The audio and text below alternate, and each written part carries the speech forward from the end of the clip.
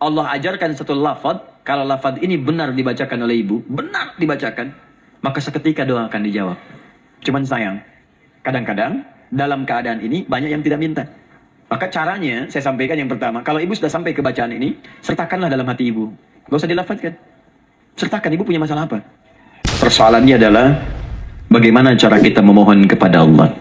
Bagaimana cara kita meminta. Kata Allah, kamu kalau punya masalah minta. Ya Allah, caranya bagaimana? Karena sesuatu yang dikerjakan tanpa ilmu dan tidak tahu caranya, itu bisa keliru. Hidup itu menyembah Allah tidak cukup dengan iman, Bu. Mesti pakai ilmu. Iman saja sekalipun kuat tanpa ilmu, itu bisa salah. Kuat ingin mendekat kepada Allah. Ya Allah, aku ingin ibadah, kuat. Saya punya kawan dulu di pesantren. Tahun kedua, dia sudah berubah. Ya, tadinya orang tuanya melihat anaknya Masya Allah, tiba-tiba ada perubahan, senang ibadah, Bu. Malam-malam dia bangun, ini kisah nyata, saya alami sendiri. Masya Allah, saya senang sekali. Kita saling doakan, dia bangun malam tahajud. Bangun jam 2, Anda bayangkan. Yang sebelumnya menjelang subuh atau apa, ini malam Jumat lagi, malam libur. Malam libur biasanya santri itu, kebanyakan ada yang keluar, ada yang main, ada yang macam-macam. Ini dia malam tahajud. Jam 2 bangun. Saya bahagia sekali. Udah bangun, sholat, selesai. Cuman pas waktu mau subuh, kok saya lihat tidur. Saya bangunkan kan. Fulan, bangun. Oh iya, kata iya. Oh mungkin nanti mau nyusul. Saya pikir istirahat dulu. Saya ke masjid lah. Udah ke masjid, dah selesai. Kita diskusi di masjid, selesai. Semua pulang saya jam 7. Saya lihat masih tidur juga. Barangkali dia sudah tadi sholat mungkin di kamar, nggak sempat ke masjid karena capek. Tapi saya lihat kok posisinya nggak berubah. Di situ juga. Akhirnya setengah jam saya tunggu, saya bangunkan. Bangun. Kenapa nih katanya? Saya kira antum belum sholat subuh ya? Adi gimana sih? Kan udah saya jama dengan tahajud tadi. Udah saya jama dengan tahajud. Jadi memang kekuatan imannya lagi tinggi, cuman ilmunya kosong. Ini yang bahaya. Besok-besok kalau orang kayak gini, sholat subuh bisa 4 rakaat. Ya. Karena itu berdoa penting, cuma kita mesti tahu caranya. Yuk kita mulai bagian pertama. Quran surah kedua ayat 186, paling kiri sebelah bawah. Wa idza sa'alaka 'ibadi 'anni fa inni qarib. Kata Allah, kalau hamba-hambaku Muhammad SAW bertanya kepadamu, minta petunjuk untuk mencari-cari aku. Tuh Bu, coba lihat ayat doa dibuka lagi dengan kalimat hamba untuk menegaskan status kita. Jadi kalau ditanya, kita siapa di hadapan Allah? Makanya nggak usah sombong. Jangan sombong, karena kita cuma hamba. Karena itu ketika Korun sombong, Korun tuh manusia terkaya yang pernah hidup di bumi. Hartanya, Bu, ini saya kasih bocoran sedikit, kunci berangkasnya saja, kemana-mana itu suka dibawa, dipikul paling sedikitnya 8 bodyguard, cuman bawa kunci berangkas saja begini. Di Korun pengen ngasih tahu, kalau ada yang pengen nyuri di tempat saya, silahkan aja. Ini aja bodyguard saya ngangkat kuncinya susah. Korun. Jadi kalau Anda tidak sekaya Korun, jangan ikutan sombong, telat. Telat, gak ada kerjaan. Sudah ada yang lebih kaya. Ya. Dan apa yang terjadi? Fakhosabna, kata Allah, kami telan. Likuifasi. Telan oleh bumi semua. Dengan kekayaannya semua habis. Ketika ada seseorang yang lupa dengan statusnya sebagai hamba, maka Allah akan memberikan pelajaran kepadanya untuk taubat. Kalau nggak mau taubat juga, telan habis untuk menunjukkan kamu tuh bukan Tuhan, saya Tuhannya. Maka jangan ikutan sombong. Kalau ada yang baru punya Ferrari, Lamborghini, Lamborghini, ya, wow, bikin rame di jalan, cuman nggak update status, kasih tahu, maaf Mas, telat. Itu gambaran hidup. Dan ingat, setiap dibuka dengan kalimat permohonan, itu kalimatnya hamba. Hambaku, hambaku, hambaku. Termasuk mau minta taubat, hamba. Quran surah 39 ayat 53. Qul ya ibadiyalladzina asrafu ala anfusihim la taqnatu min rahmatillah. Katakan Muhammad pada hamba aku yang merasa banyak dosa, pengen berdoa minta taubat. Kata Allah, hamba. Saya terima taubatnya, hamba. Ini ya. Ini pun adab yang pertama dari Al-Quran. Adab yang pertama, kalau kita ingin berdoa dan doa itu cepat ingin dikabulkan, maka berdoalah dengan cara menghamba di hadapan Allah Subhanahu wa ta'ala. Jangan merasa tinggi. Saya turunkan caranya. Bagaimana cara menghamba itu dengan cara yang baik? Fokus. Wa idza sa'alaka 'ibadi 'anni, Muhammad SAW, jika ada hamba-hambaku bertanya padamu tentangku, ingin mencari-cari aku. Masya Allah, ibu, maaf ya. Biasanya kan kalau orang mencari Allah, ingin mendekat kepada Allah, entah itu datang ke masjid, bangun malam, biasanya motifnya cuma dua. Satu, ada kebutuhan, pengen berdoa, terus dekat sama Allah. Besok mau arisan, malamnya tahajud. Anak mau ujian, baru puasa, gitu kan? Suami ada proyek, nah, baru baca Quran, gitu kan? Terus, itu biasa itu. Biasa, jadi fitrah, Bu. Tumben jeng tahajud, fitrah. Itu biasa itu. Ya. Yang kedua, tobat dari maksiat. Tobat. Seorang tobat ke masjid, bangun malam, doa, itu biasa. Jadi kalau ada seperti itu tandanya kita hamba normal manusia. Fa inni qarib, kata Allah, katakan Muhammad SAW, katakan kepadanya, janganlah mencari aku dekat. Dekat, jangan mencari aku dekat. Jadi Bu, ketika kita butuh Allah, langsung dijawab oleh Allah. Kamu mau apa? Aku dekat. Itu secara psikologi memberikan ketenangan yang paling dalam. Saya belum datang di sini sampai jam 8. Ibu tanya panitia, ustadznya mana sih? Bukti ustadznya mana? Jawaban pertama misalnya, ini belum jelas dia ustadznya. Nggak ada kabar. Yang kedua mengatakan, tenang saja, ustadz sudah dekat. Maka yang kedua itu lebih menenangkan kepada kita. Ketika ibu mencari, ya Allah, saya sedang ada masalah, langsung dijawab oleh Allah. Tenang, aku dekat denganmu. Mau minta apa? Itu Bu, jadi kalau ibu sedang punya persoalan, psikologi Al-Quran mengatakan, langsung merasakan Allah itu bersama kita, dekat, menunggu kita mau minta apa. Ibu punya masalah dengan suami, ingin mengadu. Lu kata Allah, saya dekat, kamu kenapa? Ada masalah apa? Ayo minta, ayo cerita. Mohon. Ibu punya masalah dengan anak, ibu punya masalah dengan tetangga, di pekerjaan, kehidupan sosial. Kata Allah, saya dekat. Nah, perasaan itu hadirkan dalam jiwa kita. Ini sekarang jarang didapatkan. Jadi kalau ada masalah itu, hal pertama yang dilakukan itu belum ingat Allah, itu masalahnya. Di kebanyakan manusia itu kalau punya masalah, selalu ingin yang pertama itu solusinya. Bukan Allahnya. Kan pemilik solusinya Allah. Jadi kalau kita ingat pada yang memiliki, maka apapun yang kita minta akan diberikan. Bahkan ada orang yang saking ingatnya dengan Allah, sebelum minta sudah dikabulkan. Itu yang dahsyat. Nah, sekarang setelah kita paham tentang kedekatan ini, kemudian kita praktekkan. Jadi Bu, ya maaf ya, ketika ibu punya masalah apapun, yang pertama diingat Allah. Allah, Engkau telah berjanji, Engkau pasti akan tepati. Ya Allah, sekarang aku ada persoalan. Nah, sekarang teruskan ayatnya. Ujibu da'watad da'i idza da'an. Aku pasti akan menjawab, mengabulkan setiap doa hambaku jika dia bermohon kepadaku. Saya ingin ajarkan sedikit di gramatikal bahasa Arab. Ujib itu disebut dengan fi'il mudhari namanya. Kalau ada bentuk seperti ini punya 3 makna. Kalau dalam bahasa Inggris itu disebut present, ya, continuous, dan future. Present, continuous, and future. Sekarang, terus, sampai kapanpun. Sekarang, terus berlangsung, continuous, and future, sampai kapanpun di masa depan. Jadi dalam konteks pengabulan doa, kata Allah, ketika saya akan kabulkan. Kalau kamu punya masalah, kamu berdoa, saya akan kabulkan. Nah, kalimat Allah saya akan kabulkan ini bentuknya menggunakan mudhari. Ada hamzah di depannya, ujib. Artinya apa? Kalau ibu sekarang berdoa, saya akan kabulkan, kata Allah. Terus kamu berdoa, saya akan jawab. Nanti pun punya masalah di masa depan, kamu berdoa, saya jawab juga. Jadi artinya, tidak ada doa yang sia-sia. Semua doa, ingat, sepanjang kita butuhkan, pasti Allah berikan. Nanti kapan dijawabnya, seperti apa jawabannya, nanti bagian ketiga. Kadang-kadang minta sekarang, dijawabnya nanti. Minta sekarang, dijawab sekarang. Ada yang mintanya A, dijawabnya B. Itu yang paling dahsyat. Ya. Jadi kalau saya tanya, kalau kita berdoa, dijawab tidak oleh Allah? Ya, itu janji Allah. Setiap orang berdoa, pasti dijawab. Nah, hanya persoalannya, seperti apa doa yang cepat dijawab itu? Apakah semua doa langsung dijawab seketika? Akankah mendapat jaminan langsung dijawab? Ternyata kalimat dijawab ini diikat dengan syarat ketentuan berlaku.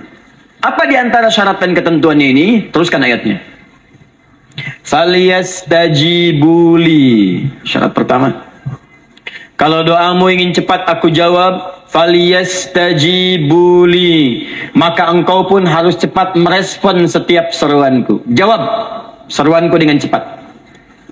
Doa ingin dijawab oleh Allah, maka kata Allah, kamu pun harus menjawab setiap seruanku. Jawab seruan Allah. Ayo respon, adil.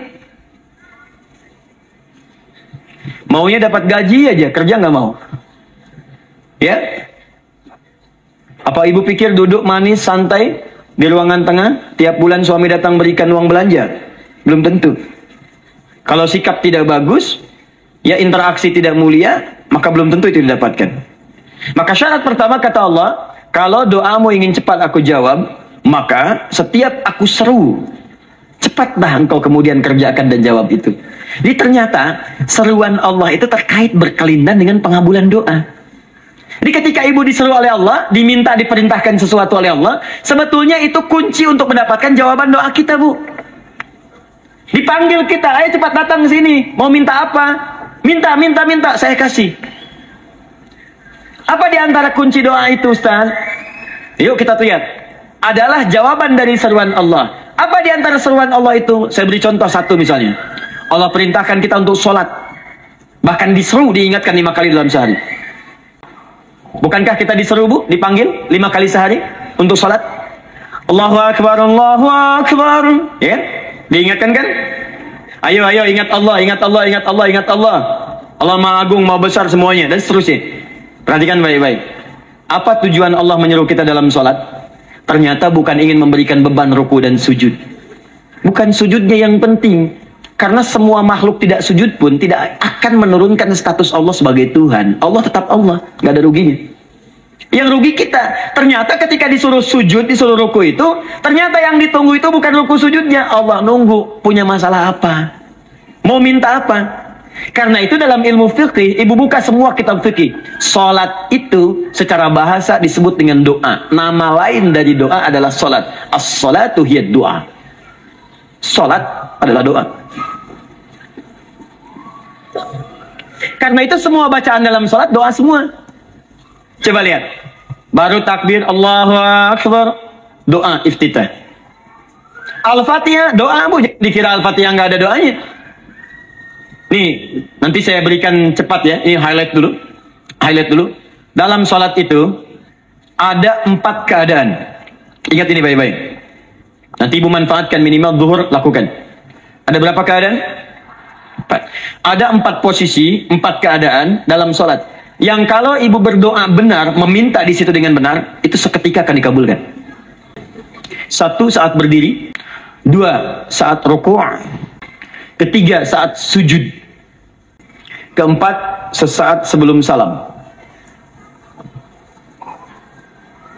Berdiri, rukuk, sujud, sesaat sebelum salam. Baik, sebelum saya bahas lebih jauh, saya ingin sampaikan dulu. Jadi ternyata ketika kita diminta oleh Allah menunaikan sholat, itulah cara kita memohon, Bu. Itulah waktu kita meminta. Dan dahsyatnya dalam sehari itu 5 kali ditungguin, Bu. Mana ada manusia di muka bumi ini buka pintu rumahnya 5 kali sehari cuma untuk memberikan apa yang dibutuhkan. Sesoleh-solehnya Ustadz, gak ada yang mengatakan, ayo 5 kali sehari datang aja ke rumah saya. Kalau butuh apa-apa ambil. Butuh kulkas, ambil kulkasnya. Butuh TV, ambil. Gak ada begitu. Allah itu maha baiknya, 5 kali sehari dipanggil. Dari subuh sampai zuhur. Kita bangun tidur aja, punya masalah nggak? Ayo minta. Disuruh sholat 2 rakaat. Dan sholatnya nggak usah banyak-banyak, 2 rakaat aja dulu, supaya nggak ada beban. Itu pun kadang-kadang masih lupa berapa rakaat kita sholat. Ya.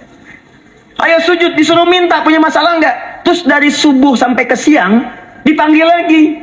Punya masalah lagi nggak? Disuruh zuhur 4 rakaat. Karena waktunya cukup panjang, suruh 4. Ayo minta. Ada masalah apa? Minta sujud kita. Minta mohon. Dari zuhur ke asar, ditanya lagi, ada masalah nggak? Panggil lagi. Ke maghrib sampai ke isya sebelum tidur. Supaya tidurmu enak, masalah nggak ada, tenang, nikmat, nyaman istirahatnya. Ada masalah nggak? Disuruh sholat lagi. Jadi kalau orang paham sholat itu kunci kebahagiaan, dia akan senang menunaikan sholat. Makanya ketika ibu bertanya, kenapa saya sholat? Dijawab oleh muadzin, hayya 'alas shalah. Ayo sholat. Kenapa sih sholat?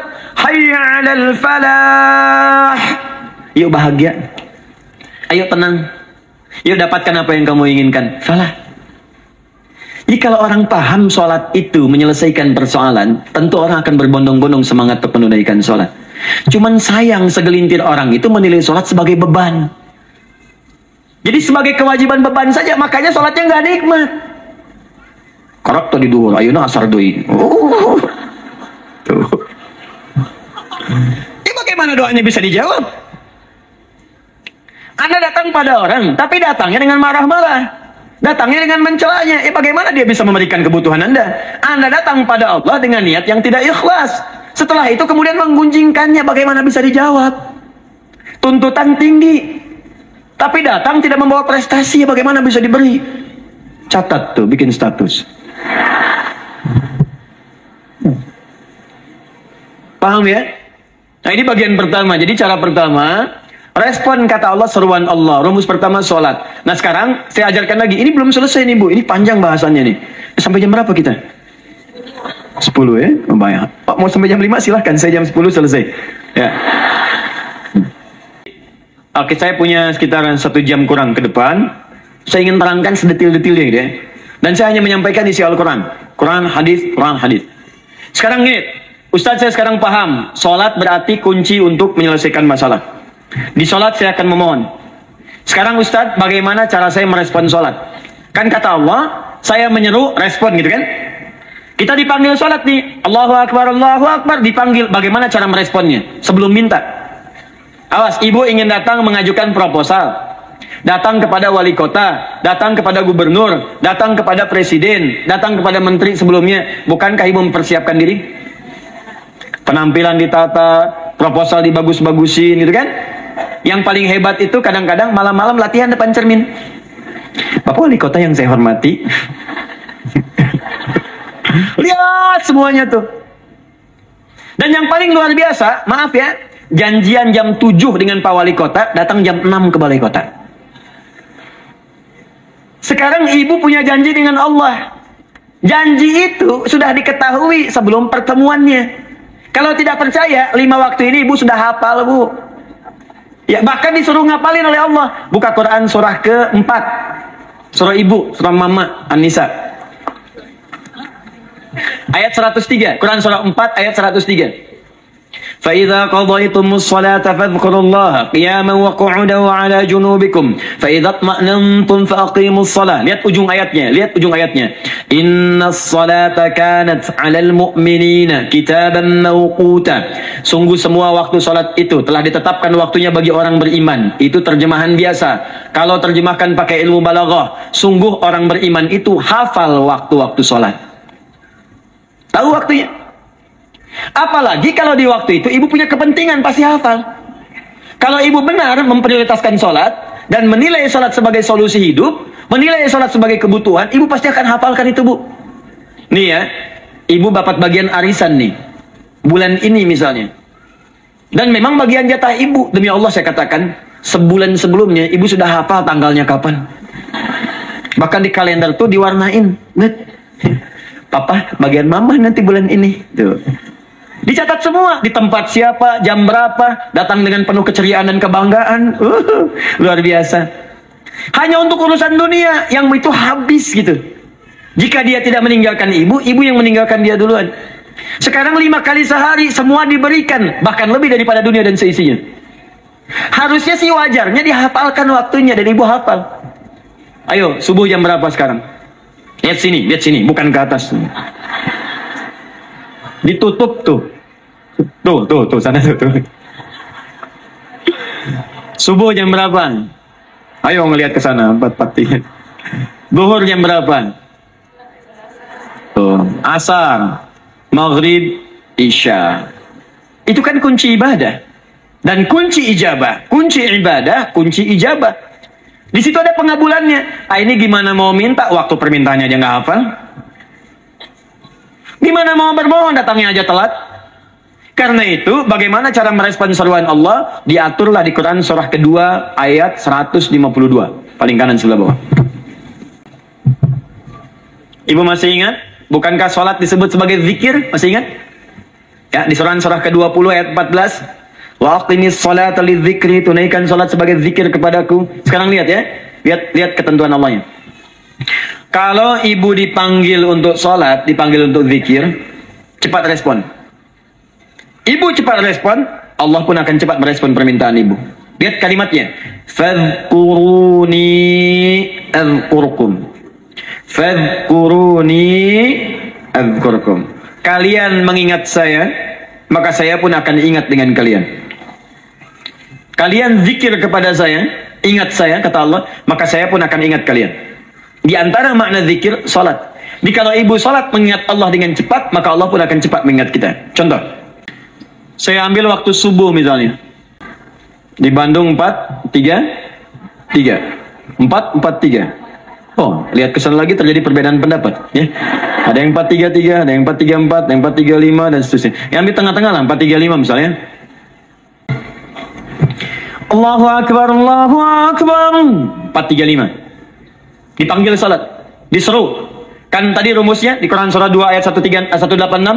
Faliyastajibuli, kalau diseru cepat jawab, gitu kan? Nah, terus disuruh 4-3-5 adzan.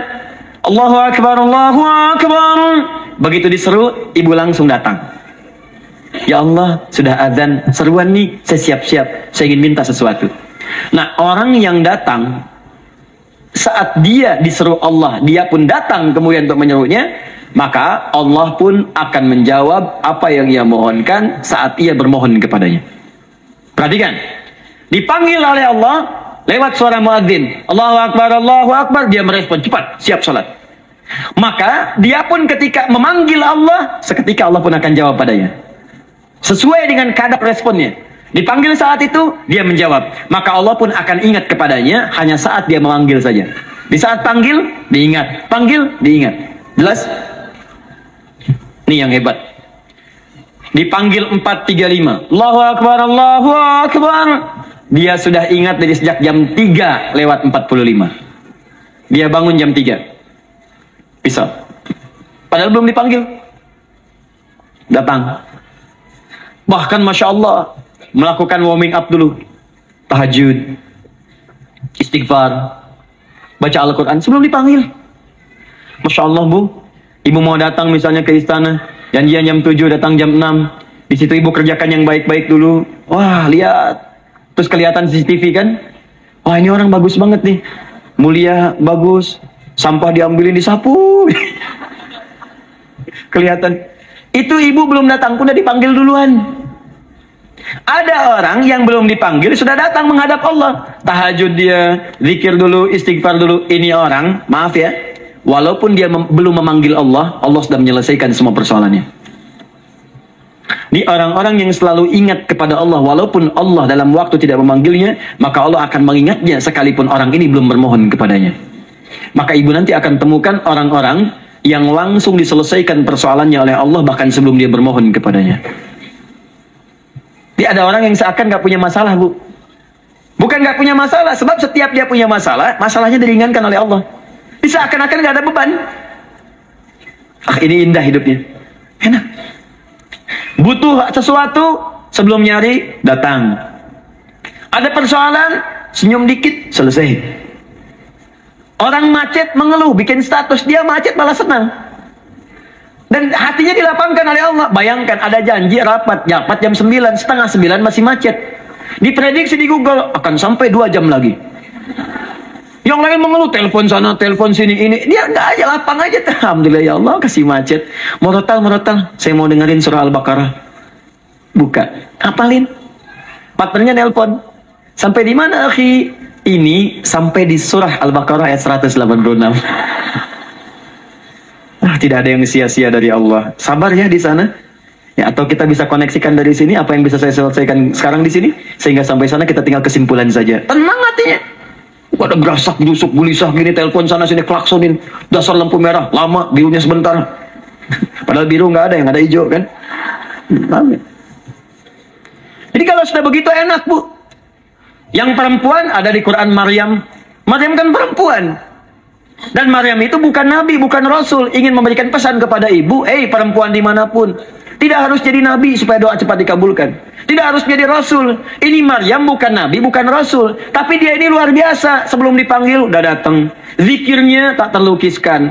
Mohon kepada Allahnya luar biasa. Menjaga diri dari hal yang dilarang oleh Allah. Apa hasilnya? Sebelum diberikan bahkan oleh pamannya, sudah ada kebutuhannya. Quran surah ketiga ayat 37. Kullama dakhala 'alaiha Zakaria al-mihrab wajada 'indaha rizqa. Setiap pamannya mau memberikan kebutuhan Maryam sudah ada di dalamnya, Bu.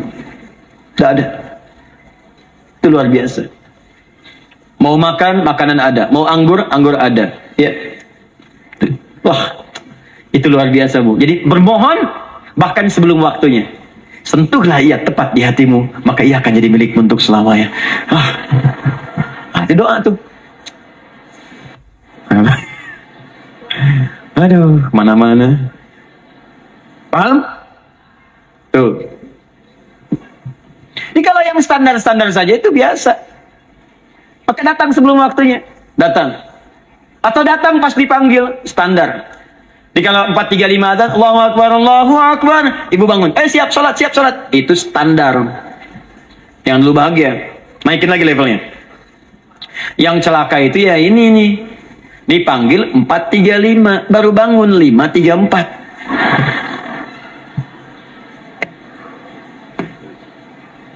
Sholat subuh belum, nuntutnya udah banyak. Ya Allah, kurang apa lagi aku bermohon kepadamu. Sudah aku meminta sekarang, sholat subuh aja belum. Jadi mana keadilannya? Jadi yang pertama, respon seruan Allah. Disitulah Allah pun akan cepat merespon apa yang kita kemudian butuhkan. Jadi yang pertama lewat sholat ya Bu ya. Ingat sholat. Dan sholat itu tadi dari 4 posisi saya ajarkan yang pertama saja satu. Supaya nggak terlampau panjang ya. Berdiri Bu. Saya ajarkan satu, setiap ibu dalam keadaan berdiri dan membaca Al-Fatihah pada kalimat iyyaka na'budu wa iyyaka nasta'in. Ingat, pada kalimat iyyaka na'budu wa iyyaka nasta'in, maka sertakanlah di hati kita apa persoalan yang dirasakan untuk bermohon kepada Allah. Saya ajarkan cepat. Kalau ibu mau belajar lebih detail, ikuti kajian kami di fikih salat. Sifat salat Nabi sallallahu alaihi wasallam. Nanti saya terangkan semua dalilnya. Insya Allah sepanjang yang saya ketahui. Baik, dasarnya ini, dasarnya Quran surah ketiga ayat 38 sampai 39. Dan dikuatkan nanti di hadis qudsi. Ibu kenal Nabi Zakaria? Ya kenal ya. Ya selamat lah Bu. Alhamdulillah. Episode ke-15 kenal Nabi Zakaria, luar biasa. Alhamdulillah. Nabi Zakaria punya persoalan, sudah berumah tangga, belum ada keturunan, fisiknya sudah letih, rambutnya sudah memutih, dan mohon maaf, istrinya divonis monopos dan mandul. Secara medis klinis. Apa yang beliau kerjakan? Sholat. Dalam sholatnya bermohon kepada Allah. Perhatikan permohonannya. Qala rabbi habli min ladunka dzurriyyatan thayyibah. Ya hunalika da'a Zakaria rabbah. Qala rabbi habli min ladunka dzurriyyatan thayyibah. Innaka sami'ud du'a. Ya Allah, aku bermohon kepadamu, anugerahkan aku keturunan. Semua mengatakan aku gak mungkin punya keturunan. Hanya engkau yang tidak punya batas dalam pemberian. Engkau pasti mendengar doa saya. Kalau pada yang maha mendengar tidak mengabulkan juga, lantas kepada siapa lagi aku mesti memohon? Doa ini dipanjatkan oleh beliau dalam keadaan sholat. Sedang berdiri dalam sholatnya. Jadi ibu maaf ya, tolong jangan salah berpikir. Semua nabi dan rasul, orang soleh sebelumnya itu sholat. Cuma kita lebih sempurna gerakan dan jumlahnya, sempurna. Orang dulu sholat. Nabi Musa sholat, Quran surah 20 ayat 14. Nabi Isa sholat, Quran surah 19 ayat 31 sampai 33. Nabi Ismail sholat, Quran surah 19 ayat ke-55. Semua sholat. Sholat. Nabi Zakaria saat punya masalah, sholat. Dalam berdirinya minta dalam sholatnya. Dari mana Ustadz taunya beliau minta dalam berdiri dalam sholat? Ayat 39 ya baca. Quran surah ketiga ayat 39. Fanadatul malaikah, maka doanya itu dijawab oleh Allah. Datang malaikat menyampaikan jawaban. Wa huwa qaimun yusalli fil mihrab. Sedangkan beliau masih berdiri dalam salat di mihrab. Masih berdiri dalam salat. Salat. Di dalam salat itu minta. Makanya semua bacaan salat itu permintaan. isinya. Dan dikabulkan oleh Allah. Anallaha yubashshiruka bi Yahya. Allah kasih kabar gembira, engkau akan punya anak, langsung namanya dari Allah Yahya. Artinya hidup yang mustahil menurut manusia. Lahir dari rahim seorang perempuan yang divonis monopos dan mandul menurut medis. Kata Allah, tidak ada yang mustahil bagiku. Lahir dan hidup dia, Yahya. Kapan terjadinya? Sedang sholat. Kapan saat sholatnya? Berdiri. Nah, yang paling menarik, Bu, umatnya Nabi Muhammad SAW ditunggu oleh Allah 5 kali dalam sehari. Dan dimintakan sebelum sholat untuk menyiapkan permohonannya. Maka turunlah Quran surah kedua ayat ke-45. Ibu lihat ayatnya. Wasta'inu bis-sabri was-salah.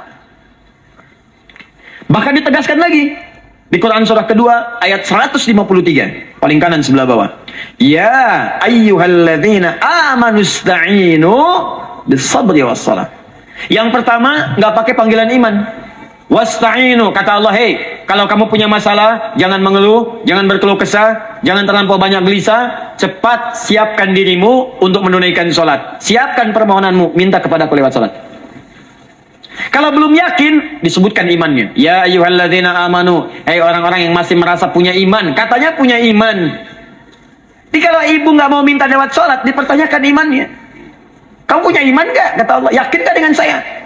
Kalau punya masalah jangan mengeluh. Datang pada saya, minta. Lewat sholat, saya panggil sholat, minta. Kalau masih merasa punya iman.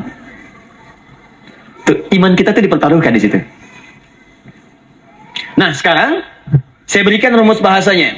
Allah memanggil kita dengan bentuk jama, perintah jama. Wasta'inu, wasta'inu. Itu bentuk perintah.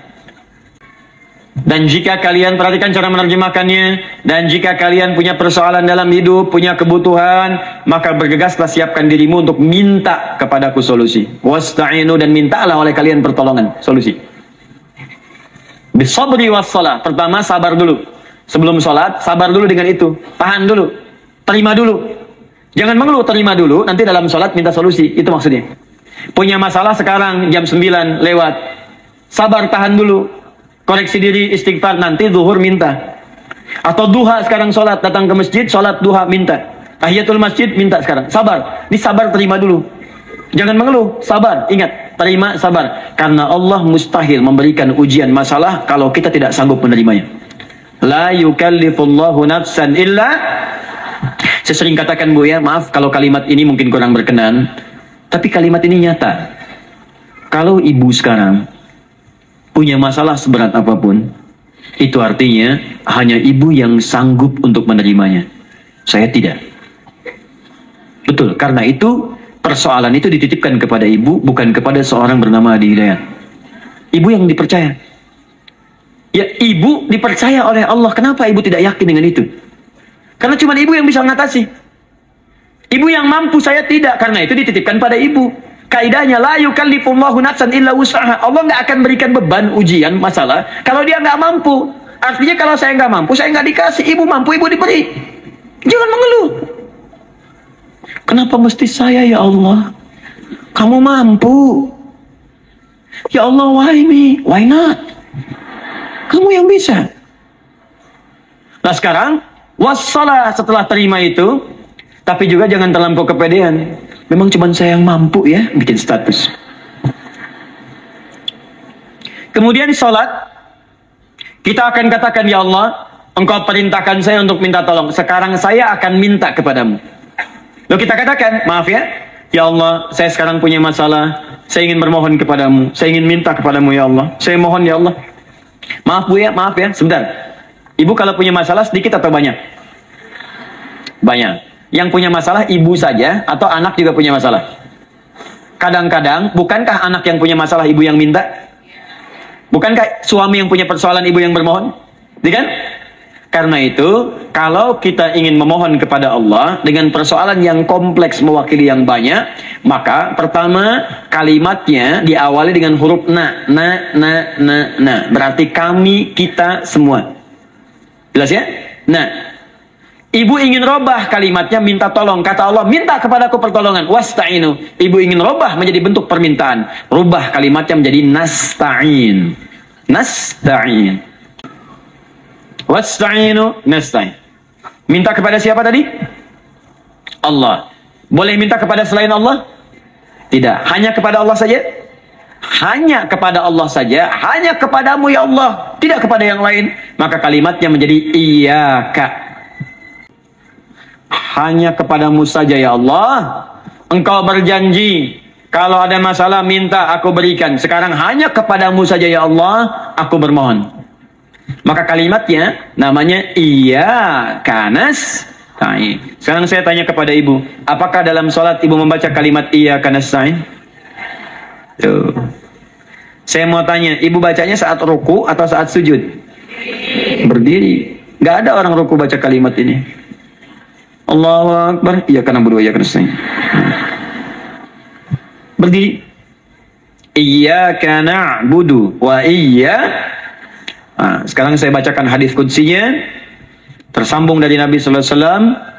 Qala Rasulullah sallallahu alaihi wasallam, qala Allah azza wa jalla. Allah langsung yang berfirman lewat hadis qudsi. Perhatikan bahasanya. Qasamtu shalah baini wa baina 'abdi. Saya bagi dalam salat itu dua bagian, antara hak aku dan hak hambaku. Wa li 'abdi ma sa'ala. Dan jika benar hambaku menunaikan kewajibannya dengan baik, menjaga hak-hak aku, maka pada saat itu, apapun yang dia minta dalam sholat, aku akan berikan. Apapun. Kapan itu terjadi? Perhatikan kalimatnya. Idza qala al-'abdu. Kalau hamba mulai membaca dalam sholatnya, Alhamdulillahi Rabbil Alamin. Alhamdulillah Rabbil Alamin. Qala Allah Azza wa Jalla, seketika Allah menjawab, Hamadani abdi, hambaku sedang memujiku. Ibu ingat baik-baik Bu ya. Ingat baik-baik. Setiap ibu baca Al-Fatihah dalam sholat itu Allah memperhatikan dan menjawab bacaan ibu. Tadi masih ingat ketika saya katakan wa idza sa'alaka 'ibadi anni fa inni qarib, Allah itu dekat. Ya. Wa idza qala al-'abdu ar-rahmanir rahim, kalau hamba melanjutkan ar-rahmanir rahim, qala Allah azza wa jalla, Allah langsung menjawab athna 'alayya 'abdi, hambaku sedang menyanjungku. Wa idza qala al-'abdu maliki yaumiddin, ketika hamba berkata maliki yaumiddin, qala Allah azza wa jalla, Allah menjawab majjadani 'abdi, hambaku sedang mengagungkanku. Sekarang perhatikan kalimat ini. Wa idza qala al-'abdu, jika seorang hamba berkata iyyaka na'budu wa iyyaka nasta'in, ya Allah, sekarang hamba sholat ibadah atas perintahmu, dan hamba minta ya Allah, hamba punya masalah, hamba punya persoalan, dan kau janjikan minta dalam sholat. Qala Allah azza wa jalla, Allah jawab, hadza baini wa baina abdi, inilah perjanjian aku dengan hambaku. Wali abdi, kalau hambaku benar sholatnya sampai bacaan ini, masalah apapun yang dia minta sekarang aku akan kabulkan. Dalam berdiri. Cuman sayang, kadang-kadang dalam keadaan ini banyak yang tidak minta. Maka caranya saya sampaikan yang pertama, kalau ibu sudah sampai ke bacaan ini, iyyaka na'budu wa iyyaka nasta'in, sertakanlah dalam hati ibu. Gak usah dilafazkan. Sertakan ibu punya masalah apa. Atau secara umum minta solusi. Minta. Nabi itu kalau sholat, Nabi SAW kalau sholat, itu kalau baca ayat-ayat Quran, itu seringkali berhenti bu. Sering berhenti. Kalau dalam ayat doa, beliau berhenti, mohonkan dengan baik. Kalau ayat-ayat surga, minta supaya umatnya ke surga. Ayat-ayat neraka, mohon supaya umatnya dibebaskan dari neraka. Minta. Kesaksiannya banyak. Hudzaifah al-Yamani pernah salat di belakang Nabi, begitu. Abdullah bin Mas'ud radhiyallahu ta'ala anhu salat di belakang Nabi, begitu. Ubay bin Ka'ab radhiyallahu ta'ala anhu salat di belakang Nabi, begitu. Di kesaksian mereka sama semua. Makanya seringkali itu nggak sadar, enak salat dengan Nabi itu. Nyaman. Kalau baca ayat surga seakan-akan pengen cepat ke surga. Kalau baca ayat doa berdoa, jadi nggak sadar. Rakaat pertama 100 ayat aja Al-Baqarah. Ya, kadang-kadang lewat ke Ali Imran. Pernah rekornya 5 juz 4 halaman, An-Nisa ayat 176 baru berhenti. Ya walaupun besoknya nggak pada ikutan lagi. Ya, karena merasa ini kapan rukunya gitu, sekarang atau nanti, sekarang atau nanti. Tapi enak. Nah, saya ajarkan satu hal, kalau kita sampai pada bacaan Al-Fatihah tadi, jeda sejenak bu, rasakan itu, minta. Minta.